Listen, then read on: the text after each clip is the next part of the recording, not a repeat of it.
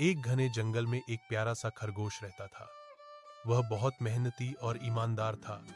जंगल के सब जानवर उससे प्रेम करते थे, क्योंकि वह हमेशा सच बोलता और दूसरों की मदद करता था।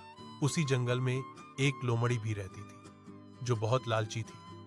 वह चाहती थी कि बिना मेहनत के उसे मजेदार खाना मिल जाए। एक दिन उसे मालूम हुआ कि खरगोश ने अपनी मेहनत से गाजरों का खूबसूरत बाग उगाया है। लोमड़ी के मुंह में पानी आ गया।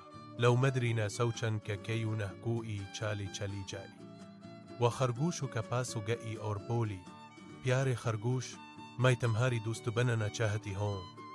क्या मैं तुम्हारे बागी की रखवाली में मदद कर सकती हूँ? खरगोश सीधा सादा था। उसने तुरंत हाँ कर दी। अगली रात लोमड़ी चुपके से बाग में आई और बहुत सी गाजरें खा गई। सुबह खरगोश ने देखा कि उसके बाग का नुकसान हो चुका है। उसे बहुत दुख हुआ, लेकिन उसने सब्र किया। अगली रात खरगोश ने एक तरकीब सोची। उसने बाग के इर्द गिर्द घंटियां बांध दी। जैसे ही लोमड़ी दोबारा आई, घंटियां बजने लगी। खरगोश फौरन जाग गया और दूसरे जानवरों को बुला लिया। सबने लोमड़ी को रंगे हाथों पकड़ लिया। लोमड़ी को अपनी गलती का एहसास हुआ। उसने माफी मांगी और वादा किया कि आइंदा कभी लालच नहीं करेगी। खरगोश ने उसे माफ कर दिया, लेकिन कहा कि दोस्ती हमेशा सच्चाई और ईमानदारी पर कायम होती है।